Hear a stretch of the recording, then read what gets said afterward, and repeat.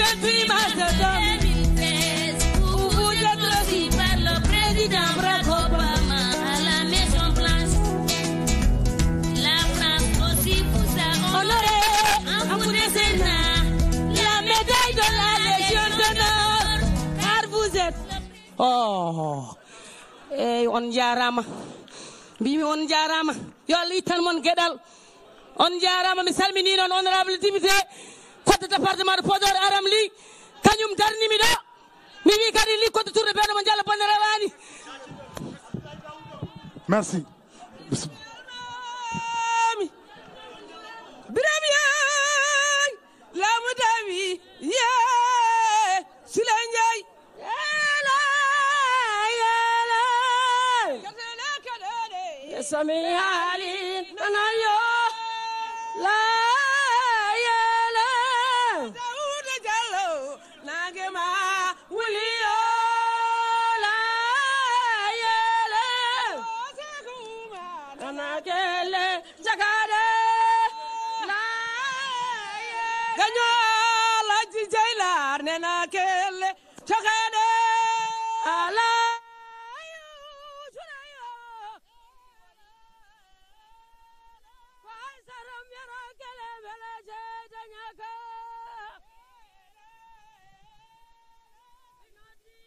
Allô, allô.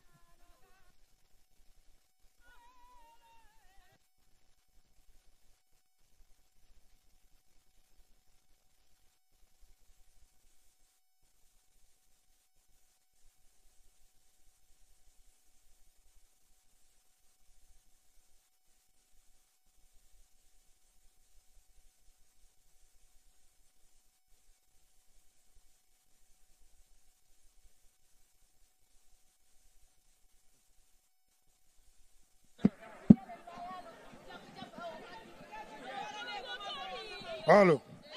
2 minutes ñu ki doon. ala ayu jurayo fay saram yara kele bela jeyda ñaga sambelyo banasarela sembelo yam aysa jao salamale misalminim Ablay Daoud Diallo yalla yaawur yalla yaawur Cheikh Oumar Anio yalla yaawur yalla yaawur calmi wayri muyid sembelio sembelio ku kalidu ganyo salama ale salmi elaji kan Diallo salama la butu salmina commune Fanay Karaskan asalminama bandiraɓe awluɓe on jarama Cheikhou El Hadj Oumar Sow continuen golle ɗe Doudou Ndiaye Mbengue yo wa département de Podor nga on jarama bandiraɓe awluɓe mbaɗe seese bandiraɓe en kaltinani mbiɗon ko oɗon ndendi morceau o El Hadj Oumar Sow tu continue on jarama awluɓe bandiraɓe nda ar Allah o ƴeewe ko mbatten ko yimɓe on jarama bandiraɓe on jarama awluɓe on jarama El Hadj Oumar Sow on jarama awluɓe département de Podor onon belni bandiraɓe département Podor enen jokko golle enen noddoɗoyete sehil men mawni men Mamoudou Dem maire de Golléré bisimilla ma grand Mamoudou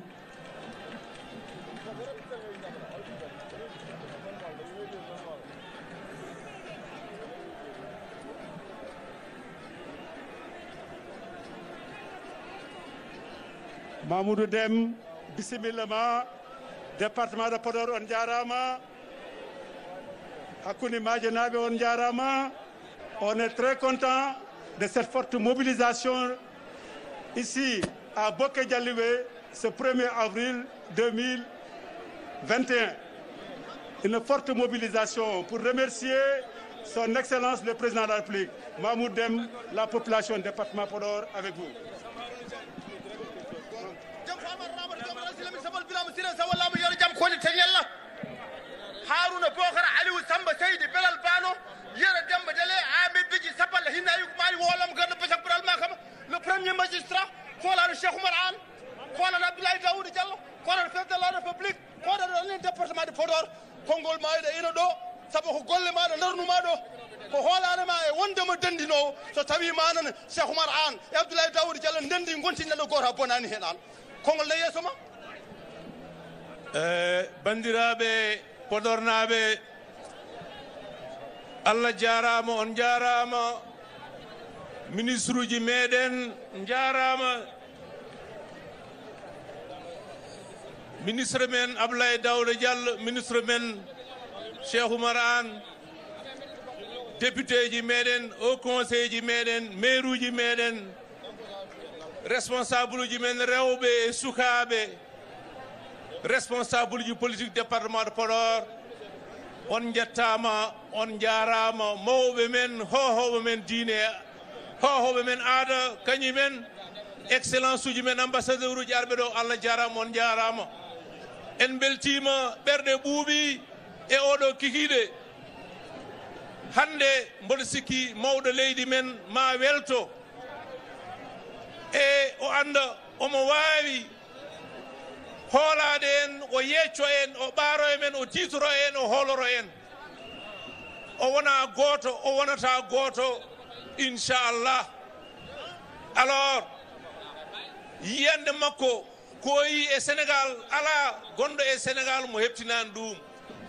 eɗen gandi ko woyete ko banggue liggey banggue sukaɓe wawi ɗum safurude tan ko investissement ji e nder leydi investissement ji e nder leydi noon omo darani ɗum investissement ji ko banggue transport de masse investissement ji ko banggue éducation investissement ji ko banggue santé investissement ji ko banggue infrastructure aji no potiri sen jii hande ko Sénégal wawi ƴettude e gabbe muɗum de jeeyni hoore muɗum tuggandema ɗiɗo duuɓi nogas jawtude ma en gandi tigui wonko yaɓɓa wonko yiya wonko wooda budget men investissement en 2000 ko 340 milliards Sénégal adduno hen ko 95 milliards ko heddi ko fof ko caggal leydi itta duuɓi sappo pawiɗi hen en 2012 budget Sénégal investissement ko 830 milliards Sénégal en adda hen eko jeeyni hoorum 557 milliards ko heddi ko ko bailleur de fonds uji partenaire uji men financé gaddi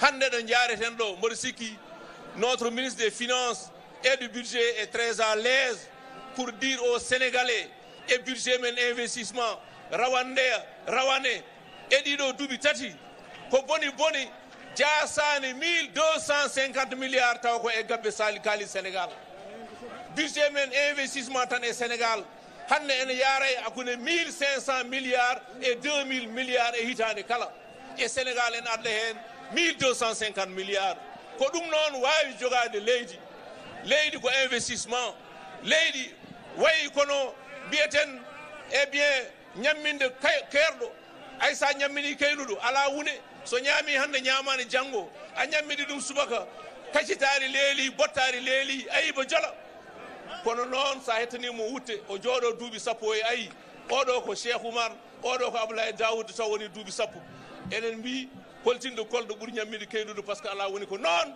investissement waɗe e fonctionnement monsieur le ministre Allah jarama on jarama on encourage le président on le félicite la politique c'est l'investissement dans l'emploi des jeunes c'est l'investissement pour le public c'est l'investissement pour le privé ɗum noon yo jokku golle eɗen caggal en caggal makko Allah jarama on jarama.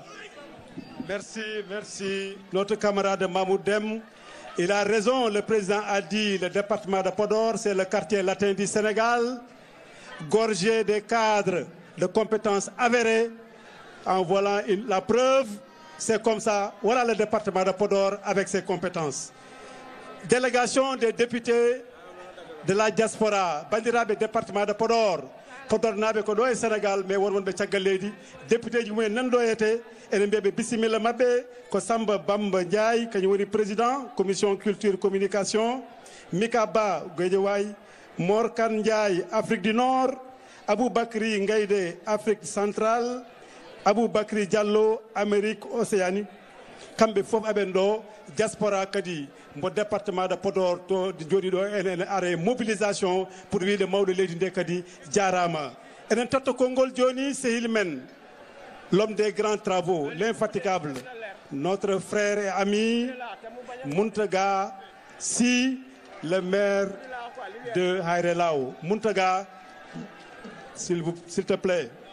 Mountaga non, depuis le balde ko min dari amo wone sere Ablaye Daouda, amo wone sere Cheikh Oumar Anne, min mbaɗi constitué une task force communicationnelle ligguide ɗum ɗo fof ko jiiɗon ko. Mountaga bisimilla ma kalda e bandiraɓe ma, amin gandi kadi janggo.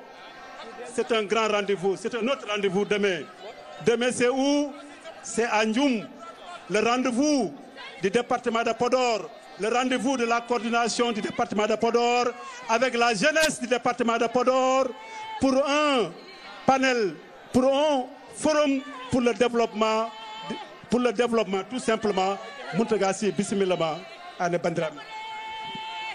Ok, il faut min kale, na min jogi ko min kali.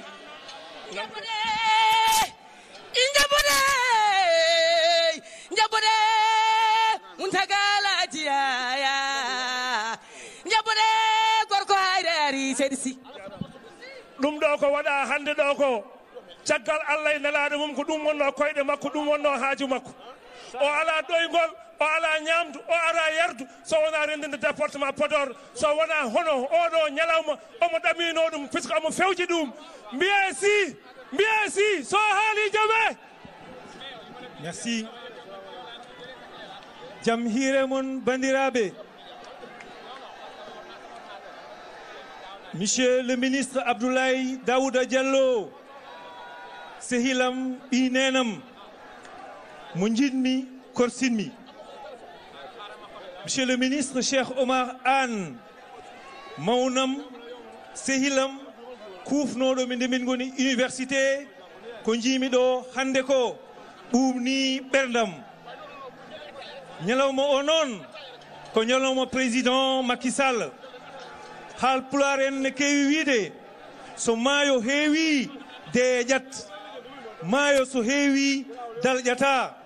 Département de Podor ine deeƴi président Macky Sall eɓɓoore yiyande liggey makko deeteɗo plan Sénégal émergent huufi en addini en nafoore. Oɗon gandi hande ɗo jareten ɗo président kaɓorɗe ɓurɗe tengtinede e aduna o ɗeno addani sukaɓe ɓe. Le PUDC, la DER, le PUMA et tous les programmes BMP, bureau de mise à niveau, APIX, AGETIP, ɗum woni ko addani sukaɓe Sénégal defama noon ha ɓendi.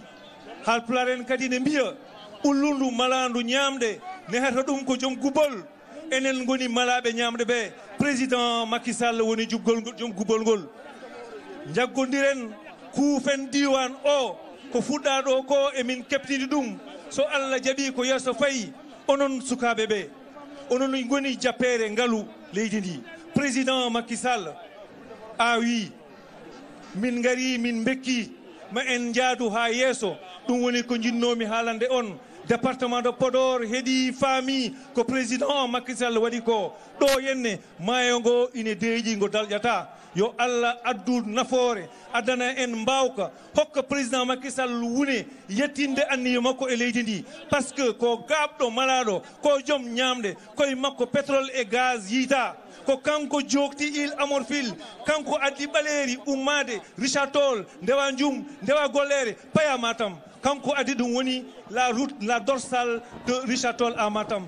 Mi junnota ko mi haɗa ɗo mi totta konngol fasiraɓam wonɓe ɗo ɓe Abdoulaye Daouda Diallo, Cheikh Oumar Anne ko mbaɗɗon ɗo ko no yoodi ne ɓumni ɓerde amen. Président ne wela ɗum yo Allah addan en nafoore koye caggal mon min ndewi enen gondi enen kuufi département o enen fof ken fasiraɓe. Mboɗo salmina mboɗo yetta banam debbo sehilam Tamaro mboɗo welti hande tawdemo ɗo ko sehilam min gandodiri kene ɓuuɗi hande duuɓi nogas tawdemo ɗo saha banam gorko Abdoulaye banam sehilam Abdoulaye Daouda Diallo ko weltare mawde. On jarama bandiraɓe mbeɗo yetta onon fof onon hayrenaɓe arrondissement de Kaskas on jarama. Merci kiren e jaam. Merci, merci notre frère, camarade. Bandiraɓe, amin jetta, amin jogui weltare. Hande o ɗo e département de Podor, jaɓɓade ɗo ete une forte délégation de Ranérou, mbo Aliou Dembo Rousseau ardi, min mbimon bisimilla mon, enen gandi Matam e Podor ko gotum ko Fouta. On jarama. Amin mbiya aussi bisimilla Madame Diallo Tamourou Seydi, bisimilla notre chère épouse. Derrière chaque grand homme, il y a nécessairement, naturellement, une grande dame, pour ne pas de grande dame. La musique, s'il vous plaît, là, goustedum seda, ngeen wañi musique bi touti. Voilà. Enen tot musique bi goustedum seda. Wañum donno ma sinotoro, guste musique o. Guste musique o. Mbiɗen ko guste musique o onon wonɓaɗo musique ɓe fof. Kokke kam seeɗa bandiraɓe. Non, non, non, non, wona jumnaɓe o toñe. An e oɗo balle kam yo jippo. Pardon, qui? Voilà, bandiraɓe, wona jumnaɓe, wona hay goto baɗɗo musique fof wiya yo jippin. Voilà. Enen totta konngol sehil men bani men debbo, présidente du mouvement des femmes de la paix du département de Podor, honorable député Yatta Sow bisimillama en département de Podor. Yatta Sow bisimillama. Bandiraɓe mballodiren par ce que yimɓe ɓe enen koota mobilisation yooɗi teddi weeli mballodiren garɗo fof wara sengude konngol mum seeɗa.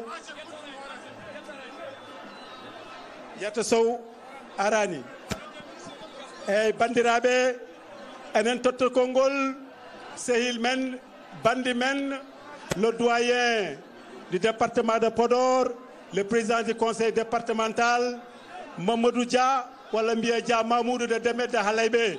Dia Mamoudou bisimilla ma. Oto demennaɓe goni, oto hakkude majinaɓe goni, oto Halayɓe goni.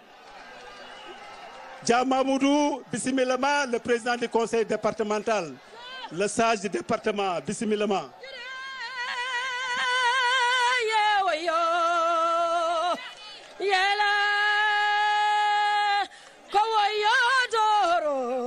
Mamoudou Sire ko yalla ya wuri ya sai ko mar so Mamoudou wuri hayunde sadani ko ja Mamoudou wawa funti saga salare kwan walilam do mo pilim mum bonani. Merci, on jarama Awlube. Mamoudou Demba Djelia, le gouverneur des eaux de l'Afrique, vous avez la parole. Bismillah.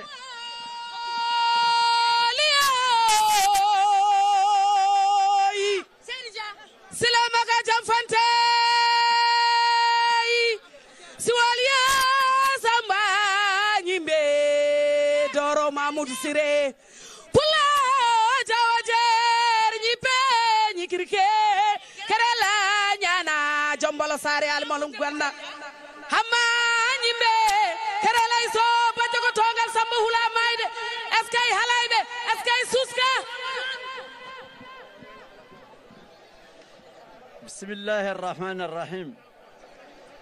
Caggal yettude Allah e julde nelaɗo sallallahu alayhi wa sallam.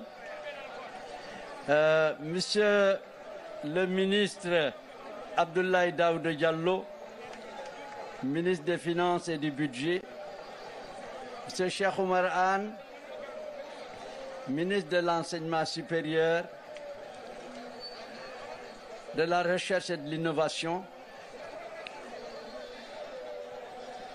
Messieurs, Madame les députés, honorables conseillers du Haut Conseil, honorables membres du Conseil économique et social, chers collègues, Messieurs le maire, bandiraɓe arɓe ɗo ɓe pop on calminama, on jettama, on juurama, on jarnama. Jiɗmi wiide d'abord ko alhamdulillahi rabbil alamin en gariɗo e dental, en gariɗo e wonde neɗɗo goto, en gariɗo kadi e keewal. Enen fof addi en ko gueɗel gotel woni andinde président Macky Sall Podor ko caggal muɗum woni, Podor koye muɗum rewi, Podor ko kanko jaggani, te ɗum en kolliri ɗum laabi kewɗi. Élection ɓennuɗo o ko Podor woni premier en termes de voix par rapport à l'opposition à Podor au niveau de tout le Sénégal. Enen goni premier. Mbeɗa sikki noon kala ko gasi e aduna koye gental gasata.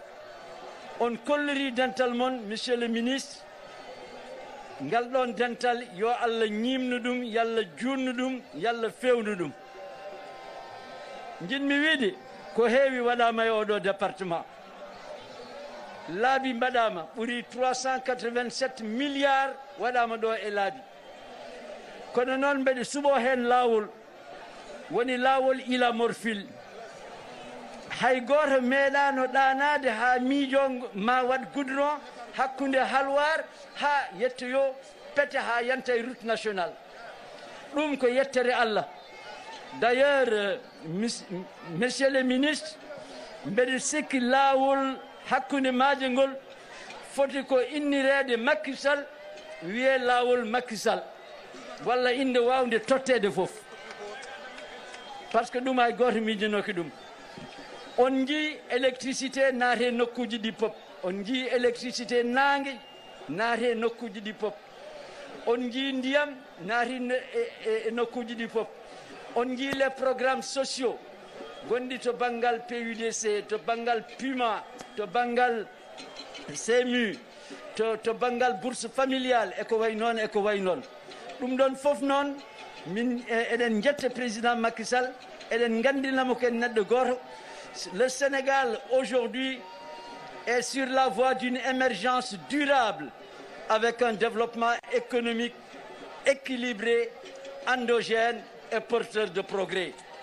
Et je pense que c'est ça la voie. Pour une fois, nous avons des stratégies économiques basées sur des plans stratégiques tels que le PSE, et c'est un élément fondamental. Nous devons nous cendre les reins. Et je dis souvent qu'en tout cas, Podor est une mine d'or. Podor est une mine d'or parce que Podor a de l'eau, Podor a de la terre. Sur les 240 000 hectares de la vallée, 140 000 sont dans notre département. Et je pense que Podor devrait devenir la Californie du Sénégal. Merci, Monsieur le Président de la République. Merci les responsables de Podor. Yo Allah wallu en, yo Allah sembinen, yo Allah suuren, yo Allah renen, yo Allah dandu en. Merci Diamamoudou de Demet et de Halaïbe, le président du conseil départemental. Merci pour ces mots. Enen toto kongol honorable député Aramli Gassata wawa wonde, il faut que rewbe be kala enen gandi oye woni absente. Donc honorable député bismillah ma bandiraɓe ballodiren koko hiiri ballodiren bandiraɓe kerodiren seeɗa kala gonɗo ɗo rokkama fodde mum affaire nde koko hiiri dokken mo direct o haala jafoɗon l'honorable bisimilla. rewɓe mbimi Allah jarama mbimi ko rewɓe mbimi ala accu haari ko ɗon ɓe jiɗiri mbaɗiren noon jafoɗon ala yujire yo tasiba jamli taniniɓe dima ko albase jamli taniniɓe dimam yo goto fof nandi dima mum ɗo ummi aha on jarama bandiraɓe mataw gilnani ko worɓe kalanno ko joni gueɗal rewɓe fuɗɗi yaltude eɗen jiiɗa ɓuuro ɗo hewde noon. Monsieur le coordonnateur, monsieur le ministre Ablaye Daouda Diallo, maire de Boké Dialloubi, monsieur le ministre Cheikh Omar Anne, ministre de l'enseignement supérieur, maire de Ndioum, Barigal Fouta, bandiraɓe son mbaɗi kam permettre je vais parler en wolof parce que comme jiɗɗo jaabade won kongi. J'avais juré au niveau de l'Assemblée nationale sur Cheikh Oumar Al Fouti bi ma koy wax ay député fekkee woon nañ ko te ñu ngi fi waaye tey dama koy wax yéen presse bi laay jël ngeen nekk samay témoin dama ni woon en 2012 le président Macky Sall bu mu ñëwee Ndioum mënul woon wàcc otom ndax mobilisation bu ëpp ma waataat si Cheikh Oumar Al Fouti ma ni bu débaatee Fouta mënul wàcc otom ndax dina fa fekk mobilisation bi nga xam ne bi mooy ëpp bu mu gisoon 2012 tey nag ay ndawam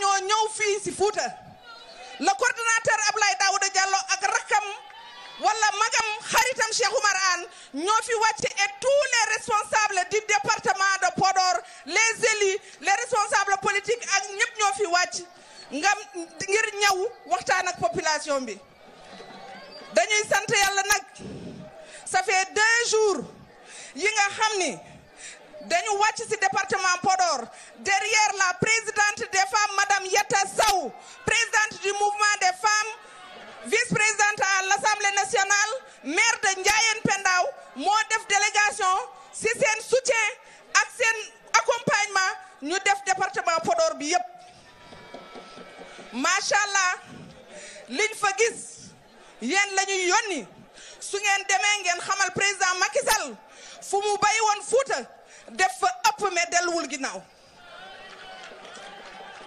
su ngeen demee ngeen xamal président Macky Sall Fouta bu amee ay jafe-jafe aussi duñ ko weddi waaye ñoom seen confiance ci président Macky Sall la nekk moom la ñu bëgg moom la ñu àndal si moom la ñu bootu président Macky Sall boot Sénégal Fouta moo boot président Macky Sall boot Sénégal kon nag dañuy naan sa kanam sa kaw sa kanam li mu commencé si Fouta xam naa dina ko àggale lu mu commencé si Sénégal dina ko àggale sant ko gërëm ko sant jàmbaaram yii fa woon waaye nag du ma teeral te nuyu ma chérie mon cœur mon amour madame Tamaro Seydi jërëjëf. merci bandiraɓe en jettima ha ɗo le département de Podor on est arrivé jusque là avec cette forte mobilisation je l'ai dit qui restera dans les annales de l'histoire encore ici à Boké Dialoubé nous allons venir à un point intéressant c'est la lecture de la résolution de la coordination département de Podor à ce jour 1er avril 2021 le secrétaire général de COJER Moussa Sarr pour la lecture de la motion. Moussa Sarr, la jeunesse du département de Podor. Moussa Bismillah pour la lecture de la résolution. Merci beaucoup à tout le monde. Merci à la jeunesse du département de Podor. Merci au président de la République. Cette mobilisation de ce soir, cette belle mobilisation, j'allais dire, prouve aux imposteurs, aux insulteurs, aux affibulateurs, aux menteurs que la jeunesse du département de Podor et le Sénégal entier, le Sénégal des profondeurs, le Sénégal du monde rural est derrière le président de la République. Je m'en vais vous lire la résolution de la coordination du département de Podor. Motion de remerciement à son Excellence, Monsieur Macky Sall, président de la République. Nous, militantes, militants et sympathisants de l'APR du département de Podor et de sa diaspora, réunis ce jeudi 1er avril 2021 dans le cadre de nos activités politiques ici à Boké Dialoubé. Adressons à son Excellence Monsieur Macky Sall, président de la République, la motion de remerciement ci-après. Considérant l'accession du président de la République à la magistrature suprême le 25 mars 2012, conformément à la volonté du peuple sénégalais exprimée à l'occasion de l'élection, considérant le renouvellement de cette confiance du peuple sénégalais à Macky Sall à travers l'élection présidentielle organisée dans la transparence, la légalité et la sérénité le 24 février 2019. Appréciant la capacité du président Macky Sall à rassembler une majorité politique stable depuis 2012, impulser une économie performante, juste et solidaire, continuer de donner aux forces de défense et de sécurité les moyens de leur mission, rendre tout cadre de vie meilleur et tendre enfin vers une émergence durable pour que le Sénégal continue d'être un pays de paix et d'opportunités dans le concert des nations. Appréciant les réalisations obtenues, visibles et quantifiables, la multiplication des infrastructures et services sociaux, écoles, hôpitaux, universités, routes, autoroutes, ports, aéroports, centres sportifs aux normes internationales et les progrès accomplis par notre pays sur le plan de développement économique et humain depuis 2012, notamment à travers le PUDSL, le PUMA, la CMU, le Promoville, la carte d'égalité des chances, les bourses familiales, les infrastructures, le transport, l'énergie, l'agriculture, l'équité sociale et territoriale, etc. Considérant les nombreux succès diplomatiques et le rayonnement international dont jouit le Sénégal, parmi lesquels la présidence de l'Union africaine dès 2022, fruit d'une politique de présence, de clairvoyance et du savoir-faire. Considérant l'appel à l'apaisement et à la retenue lors des manifestations d'une rare violence qui ont éclaté ces derniers jours à Dakar et dans d'autres localités, causant des pertes en vies humaines et d'importants dégâts matériels. Considérant que devant tant de violence, nos forces de défense et de sécurité ont fait preuve de professionnalisme, de discernement et de retenue.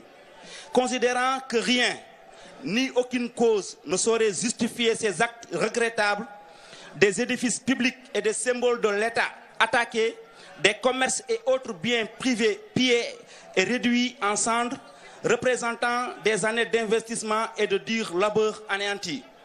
Estimant que chacun, envers ses choix et ses opinions, dans le respect des autres, nous pouvons et devons régler nos divergences autrement que par la violence destructrice. Parce que, quels que soient nos choix politiques et nos ambitions, nous sommes une seule famille. Appréciant l'action du chef de l'État pour consolider le retour au calme et à la sérénité dans l'intérêt supérieur de la nation, la sécurité des personnes et des biens, la défense de la République et la préservation de nos institutions démocratiques, tenant compte que le président de la République mesure les difficultés quotidiennes liées à l'impact d'une crise économique due à la Covid-19, appréciant les gestes d'apaisement, de solidarité, d'équité et de justice sociale à travers le fonds de riposte et de solidarité contre les effets de la Covid-19, de financer pour 1000 milliards de francs CFA le soutien aux ménages, aux entreprises, aux travailleurs et à différents corps de métiers, sans oublier la diaspora. Appréciant enfin la réorientation des allocations budgétaires à hauteur de 350 milliards de francs CFA pour améliorer de façon substantielle et urgente les réponses aux besoins des jeunes en termes de formation, d'emploi, de financement de projets et de soutien à l'entrepreneuriat et au secteur informel. De ce fait, condamnons avec la dernière énergie la vague de violence qui a secoué le pays avec un bilan en pertes humaines. Saluons la mémoire des défunts et présentons nos condoléances à leurs familles et souhaitons prompt rétablissement aux blessés. Engageons toutes les filles et fils du Sénégal et du département de Podor en particulier à rester unis, solidaires et rassemblés derrière le président Macky Sall. Réitérons avec détermination notre soutien inconditionnel et engagement indéfectible au président Macky Sall pour la poursuite inlassable de son vaste programme pour l'émergence. Fait à Boké Dialoubé le 1er avril par la coordination du département APR de Podor. Je voudrais profiter de cette occasion pour inviter tout le monde demain à Ndioum. Ces leaders, sous la conduite de nos deux ministres, ont donné 80 millions pour effectivement financer les projets de jeunes les mieux sélectionnés. Demain, on se retrouve à Ndioum pour un forum sur l'employabilité des jeunes. Merci beaucoup. Merci SG. Demain, le rendez-vous sera à Ndioum. Rendez-vous avec la jeunesse. Ousmane Kamara pour 2 minutes pour une bonne ambiance. Bismillah. DJ, let's go. DJ. Assalamu alaikum bandirabe. Merci Cheikh Omar Sow. Merci tout le monde. Merci Ondiaram. Yaïndé Jam, Yaïndé Jam. Yaïndé Jam, para kone jai kwa udie. Hayole,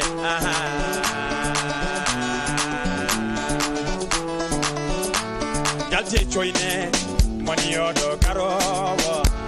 Mumendare, kenendare danyama.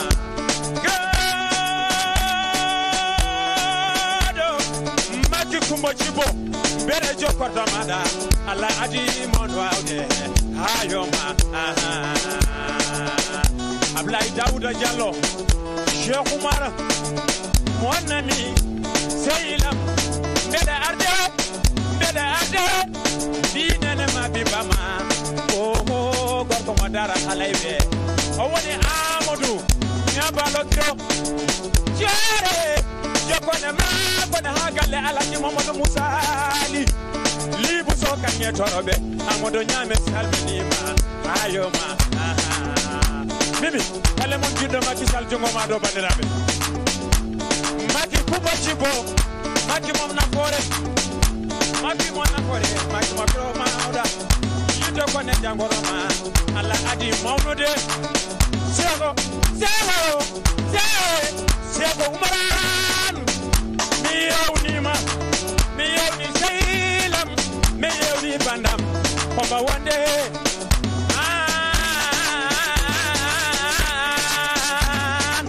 Abdoulaye Daouda Diallo kan Diallo jari jalala walo mi yetti mama aram ni buso kanye torobe yodanade pro lamo de chokwade ayoma jarama yeta sow Hamad Al Bashiro Jua Allah jabo nana jungo roko miskinebe dokiro damadi yeto nade jam karaskan karas yilo mando mada deda juaude limo de juaudo roko de kala mo juaude no me janto dande mbarake lemon kala to yeda de mondeles mbarake lemon kala to yeda de mondeles amanya kame arido demba chillel arido yotona de promauda demba ko isami yima de welto Mamadou Amadou Boli mon ami mon frère ayoma habibana golema ko yama karaskan yo golema ko yama merci beaucoup abeltima farbaji farbayi ko farbanayo farbari majo farba mo nyaraade farba kilo wawro farba mo chico farba mo heydani farba koy mo jumala merci bandiraɓe département de Podor ketti weli enen totto konngol l'homme de Ndioum l'homme de Guédé l'homme de la culture des souvenirs que de souvenirs avec les 72 heures culturelles de Ndioum Amadou Kane Diallo bismillah mon oncle à moi seul bismillah Allah gayna ko mbaluro bandiraɓe département Podor ko président ɓamtare haaldate moon mo ganduɗa en 2019 ƴetti doole mum fof e nder Sénégal wotani Macky Sall donc victoire Macky Sall juuɗe men nan hen ha nder politique ko gueɗe tati nan ko nanmi ko yi ko jiimi ko nda e ko dañmi ko gila aljuma meɗen waɗa tourné meɗen wonde rewɓe ɓe ala fof ɗo keddumi wondude maɓɓe wallondirde maɓɓe en jettiɓe en jetti cadre uji département Podor e dow gardugol Ablaye Daouda coordonnateur ministre du budget et maire de Boké Dialoubé et ministre Cheikh Oumar mon maire à moi qui est aussi le ministre de l'enseignement supérieur et de l'innovation et tous les cadres mbaɗi hen kalis mumen min limataɓe ha tourné o woodi tourné o wonko janggumi hen addumi ko janngude mi jangi hen wonko waɗa ha heewi e département Podor kono ko wonko manki ha o heewi janggumi hen ko caɗele nane département de Podor goo sukaɓe ɓe ina manki wallede e liggeyaji ɓe ballama ha heewi kono neɗɗo cukalel ko dañi hande foof yejjiti ɗum ha joni eɓen jiilo liggeyaji kamɓe noon koɓe nehiɓe ɓe keɗata ɓe duppata comme no Dakar kamɓe ɓe kalat tan ko haajuji mabɓe ɗiɗi mbimi ɗiɗi caggal sukaɓe ɓe ina manquera liggey won goɗɗum koɓe goyi ɓe goyi ko les cadres là ɓe mbawa hebdeɓe ils sont inaccessibles c'est vrai que nos ministres là sont trop chargés ɓe ngala jot ɗum waɗi men waɗa proposition mo ganduɗa chaque mois à Dakar yo waɗe réunion moɓe mbaɗi ñandeno to bureau Ablaye Daouda so mois goɗɗo ari yoɓe mbat tourné par arrondissement ɓe ƴetta arrondissement goto ɓe mbaɗa tourné wono tous les 2 mois eɓe ngara Fouta mbimi ko meɗen termina Macky Sall yo andu ummital makko ko ɗo e département Podor ummoto il y aura une mobilisation exceptionnelle pour accompagner le président pour le reste de son mandat pour qu'il sache que Podor est son titre foncier. Macky Sall est une chance pour le Sénégal. 3 choses. Premièrement, Macky Sall a un parcours d'homme d'État inédit au Sénégal. Directeur général, ministre, premier ministre, président assemblée, président de la République. Il n'y en a pas 2 au Sénégal. Deuxièmement, Macky Sall est un spécialiste du pétrole et du gaz. Et le pétrole et du gaz verra le jour ou sortira au Sénégal en 2023. Il n'y a pas main plus experte que lui. Mais le pétrole et le gaz aussi est un handicap. Parce qu'il y a des prédateurs qui sont tapis dans l'ombre, qui veulent profiter du chaos du Sénégal. Donc j'en appelle à la mobilisation de tout le Sénégal, pas seulement la majorité présidentielle, mais même l'opposition autour du président Macky pour que ces richesses puissent profiter au Sénégal. Allah jaram, on jaram. Merci. Merci à Doudou Ndiaye Mbeng pour 1 minute pour qu'on puisse donner la parole à nos responsables, nos leaders. Doudou Ndiaye, bismillah si biir département de Podor. waaw jërëjëf Podor jërëjëf mani DJ dafa am koo xamee ni il faut que ñu gërëm ko muy directeur AGETIP di sama xarit di lépp di nit ku baax Malick Gueye ni ngi lay nuyu bu baax waaw maa ngi nuyu nag sama jigéen bu baax bi nga xamee ni madame Diallo li may way tey Tamaro Seydi yaa ko moom Tamaro Alassane Seydi yow yaa moom lii tey DJ ñëwal président Macky Sall loxo yi ana ñu bëgg président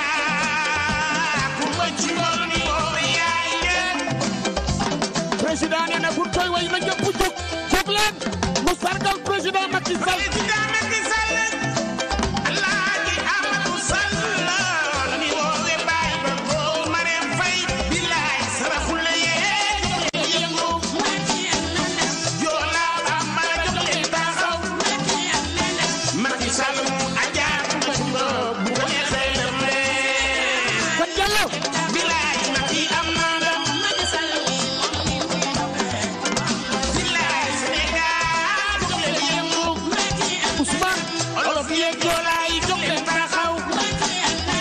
Macky Sall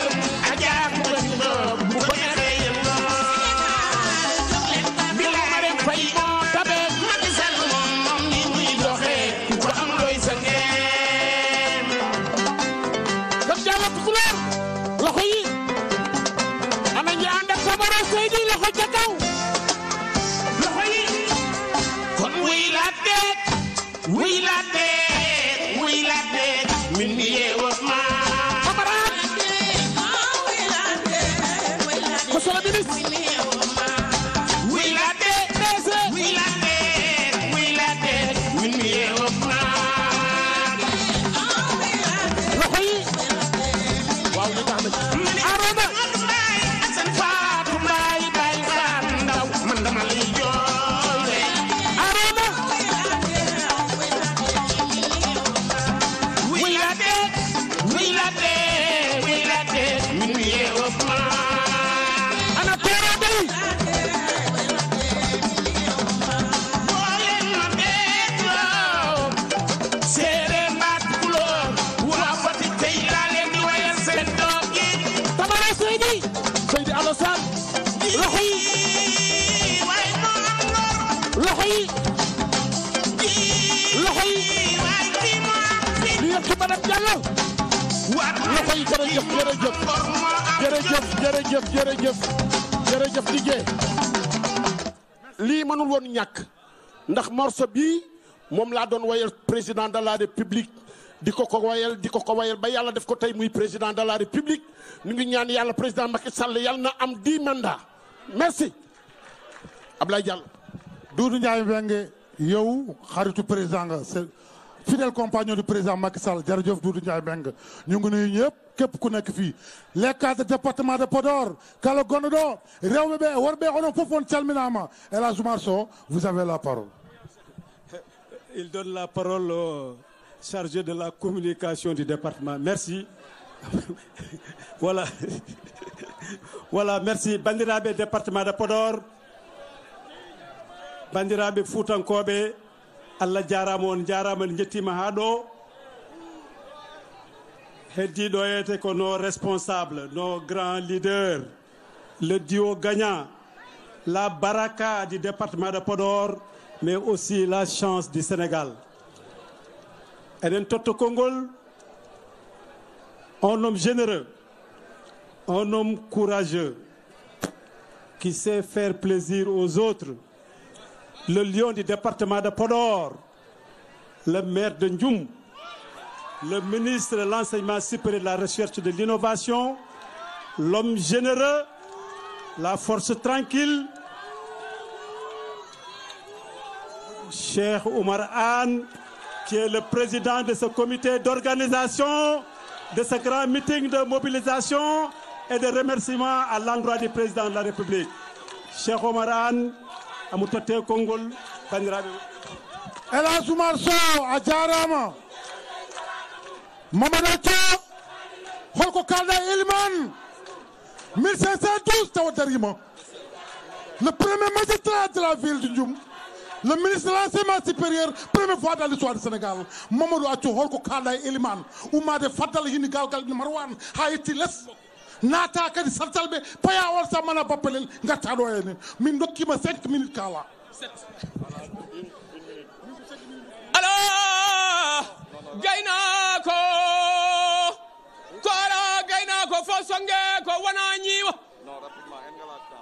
ugubata bunda fa bun Abdou Gaïsi bun Jarbi bun Malik bun Firi bun Husay hubba dan makama hubba bodawal makama jaliga makama tawde wonti ko wela kosam nene ma sangre bodawal baccang bodawal ndumbe baccam jalloru baccam nango baccam ko pulago wiini ganna dañi wolom ganna mali wolon yuga mani yenyini mani seedu yuga hinna yuga biro yuga wiyete garme jibini jam biro jibini buubu jam jibini yidi buubu jibini sokka yidi jamoru sokka buubu jamoru saydu jamoru buubu jamoru wiyete garme jibini bokara buubu mamadou bokara wiyete garme niba bokara wiyete garme amnata bokara wiyete garme mamadou bokara wiyete garme baban ali diagne mamadou bokara wiyete garme baban samba diagne ali wiyete garme baban hawa ali baban kumba ali baban diya ali koman maaro aali nakkamaɗe jeygol korende fuɗi yaynade kono galgal ibnu marwan on ko makka feri hinni galgal eli hinni guiddum eli ko an neɗo wawa haaldude haala ma y a des communicateurs traditionnels ummiɓe oto banggue e lama mbayi ñu ngi lay dalal ci Fouta aatu suñu la gisee Cheikh Tall lañu gis Mamadou a jaarama raan ma nga baal ñu baax nag nga baal ñu yow ak léegi rok 1 minute rek jërë ngeen jëf bandiraɓe asamo mo Habibou Amadou Ibrahima Dat momo Mountaga Amara Mountaga Cheikh Oumar Foutiyou a jaarama monsieur le ministre de l'enseignement supérieur et peut-être jamanu mum cow cukiri ñelo sakay timadi vous avez la parole hamari jamanu mum ko hal bismillah. Assalamu alaikum mon bandiraɓe département de Podor.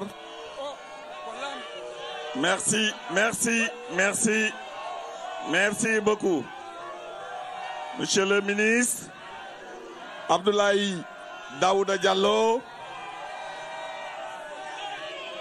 amin calminma ane cadre du département de Podor fof, député hen, président conseil départemental, amin calmina madame Diallo,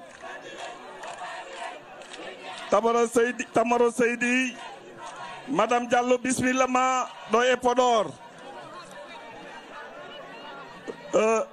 mbokki Sénégal tey département de Podor moo ñëw daje fii ci Boké Dialoubé di sargal le président Macky Sall waa département de Podor yëpp ñu ngi fii tey jóge Fanaye jaar Ndiayène Pendaaw Ndiandane Podor Guédé Chantier Gamaji Saré Demet Ndioum Bodé Law Dodel Dumga Law Hayre Law Medina Ndiadjbe Goléré Mairie Mbumba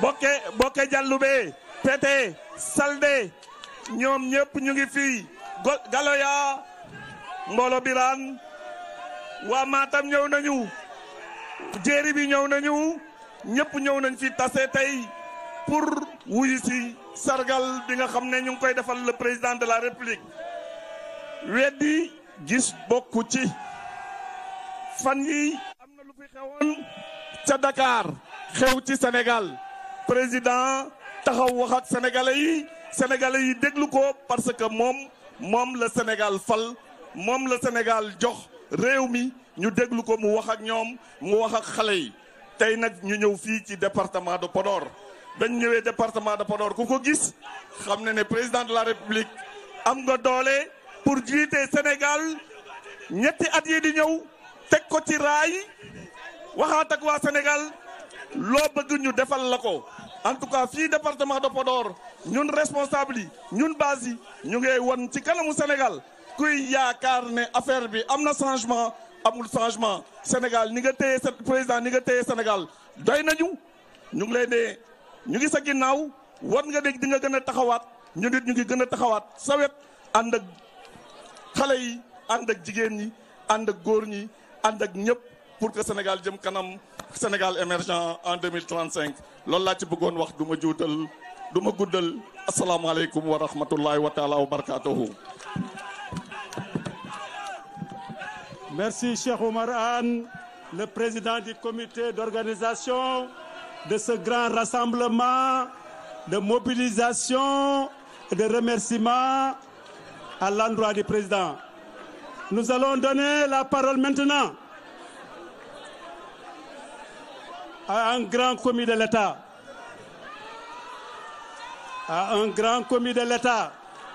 ancien ministre du budget, ancien ministre de l'Intérieur, ancien ministre des Infrastructures, actuel ministre des Finances et du budget, La force tranquille.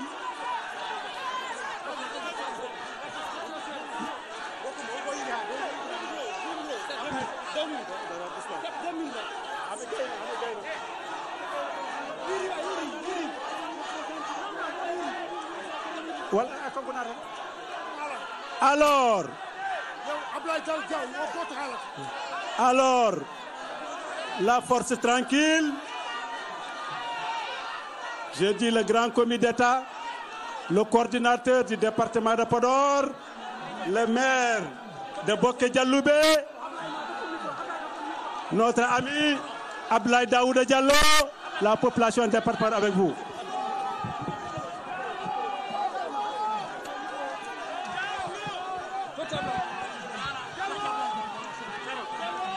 Bandiraɓe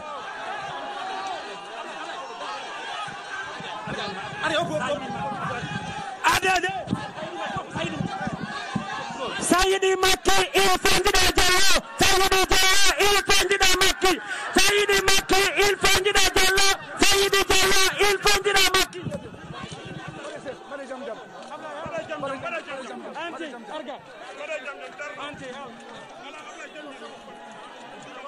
bandiraɓe mbaɗe jaam jaam bandiraɓe kendire seeɗa mbaɗe seeɗa motol oɗo jiiɗe yimɓe keɗe seeɗa mbimi bandiraɓe kendire seeɗa bandiraɓe amoɓe foɓɓo fof malta ko yummumo jamajo ñalawma hannde o ko ɗo e Bokke e Boyguile cangol e feelaji mballele yedirde cilel jayga cilguel gueddalo boofi malaw sadio asde leguel laamu tenguɗen udirel joom Abdoulaye Daouda Diallo ko ɗo waɗa e Bokke Diallo so tawi min daari min poti haalde acce min kaala ceerno acce min kaala min poti haalde Diallo Abdoulaye Daouda moƴƴo Daouda huudi Adjara Aissata Juli Lumbel Biram penna fayol leba sawadi jaay bolewol ma kam moƴƴo nguuɗa Coumba Konel so tawi Bokke dañi ñalawma amin poti haalde acce min kaala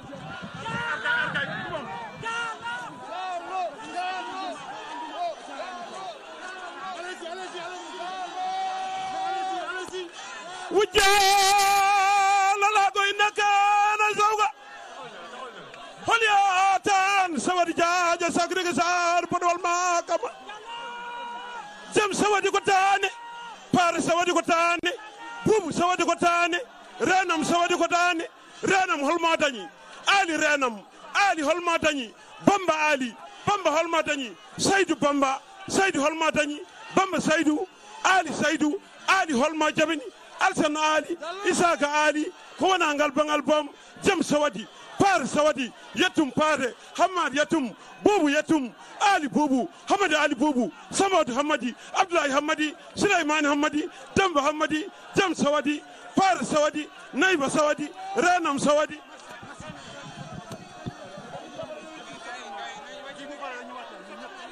Gongo, Bandirabi.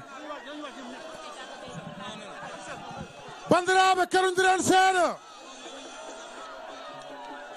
seeɗa monsieur le ministre de l'économie et finance mbimi mbaɗe seese jimi ko tan yimata yimɓe fondeji mbaɗe seese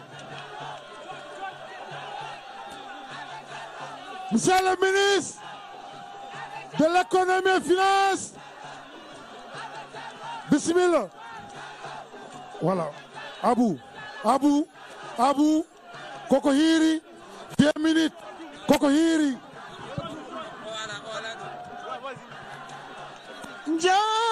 Jaleri. Amina rakayel sambandungu tabaram pul jam sambalamu. Galalambo zazabay. Gorgo Bokke Boyguile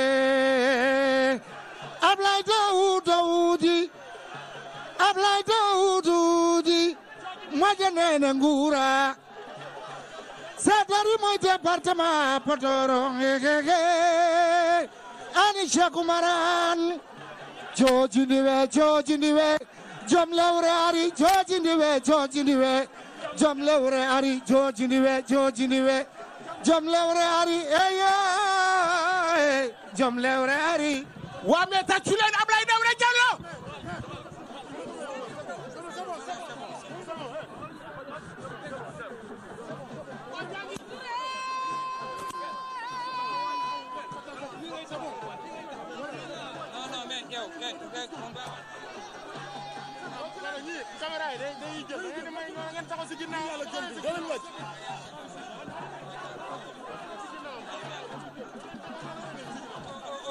C'est bon. Bandiraɓe on jarama. Bawɗi ɗi. Jawa deline.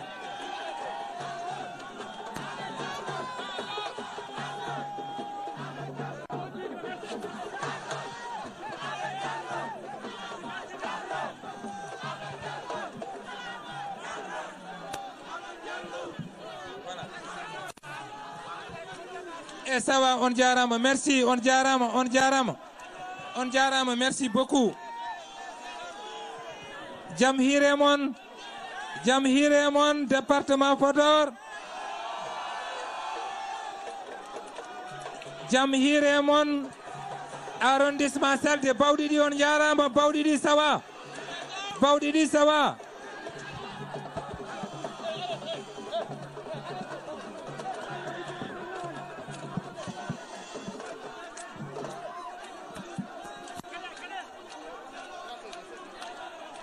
Bandiraɓe département de Podor, mon ami, mon frère, mon collègue 2 fois,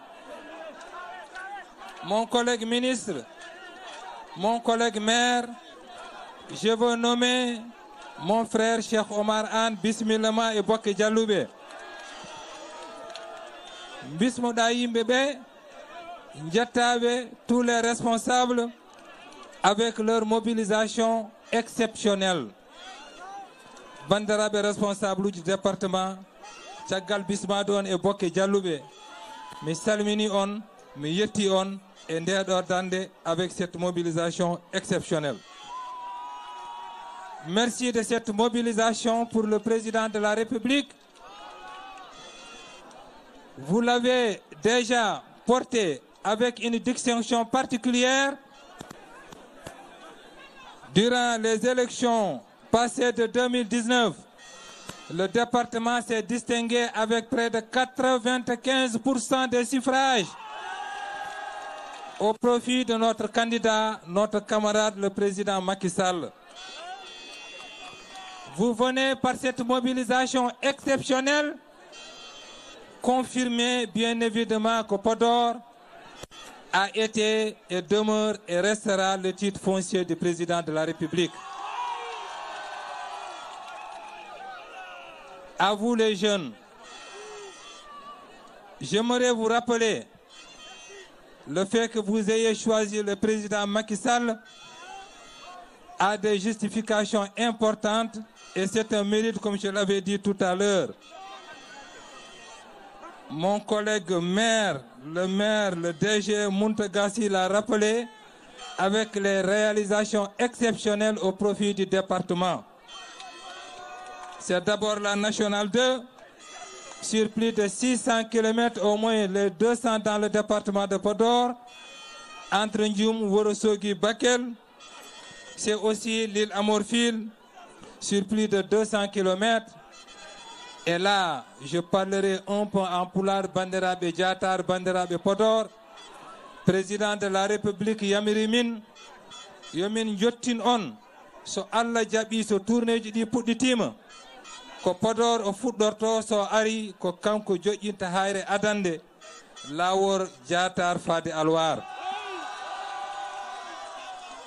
Président ko Puma, le président c'est le PUDC, le président c'est Promoville, le président ce sont les bourses de sécurité familiale, le président c'est la CAFSU, c'est la SEMI, le président c'est le soutien inconditionnel des populations du département de Podor.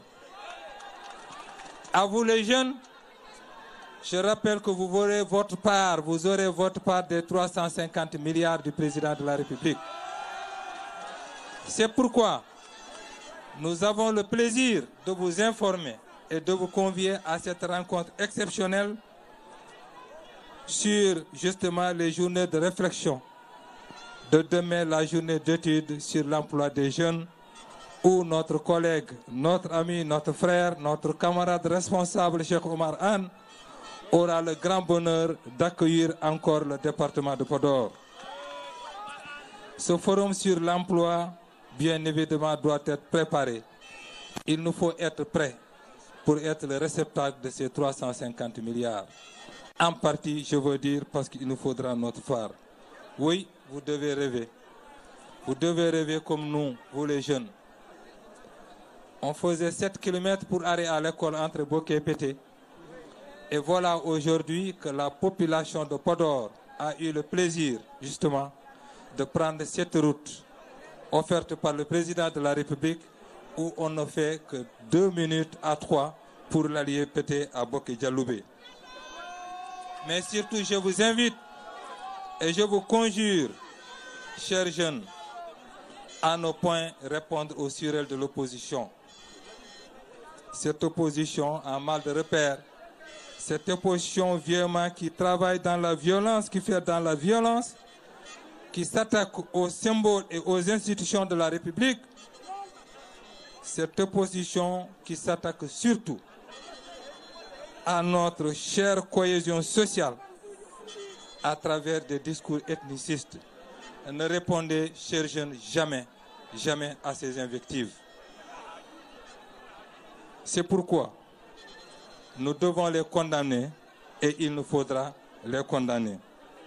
Le seul mode opératoire d'aller aux élections reste l'élection. Nous sommes prêts pour cette élection. Si c'est demain, Podor sortira comme d'habitude vainqueur de cette élection. C'est de là où on attend les partis politiques. C'est de là où on attend la classe politique. Non pas dans la violence, non pas dans la calomnie, non pas dans la division, surtout de ce que nous avons de plus cher chez nous, notre cohésion sociale. C'est un bien, c'est un précieux bien qu'il nous faut garder et sauvegarder avec beaucoup de perspicacité. Bandiraɓe, ko ɗum tan wonno haala ka caggal yettude on. Mbiɗa holla on min bertima no feewi. Mi wawa gaynude konngol noon sabu neɗɗo rokketaki fof ƴetto fof. Département ari teddini en enen bokkenaɓe, département ari teddini en enen arrondissement Salde. ɗum noon kadi mi artat e bismade nos grands responsables. Notre responsable Doro koye inde mum kalami ko arrondissement de Salde. Notre responsable Djibi Mbaye, maire de Pété. Moussa Thiam, l'honorable député. Mais notre responsable, effectivement, Sadel Ndiaye. Nos responsables Abou Bakri Dembaba, Cheikh Omar Kharino Keisi Bousso. Notre responsable Muntaga Si. Notre responsable Mohamed Bachir. Effectivement, Abou Bakri Soumi Halino. Bien sûr, Cheikh Mami Artemoum.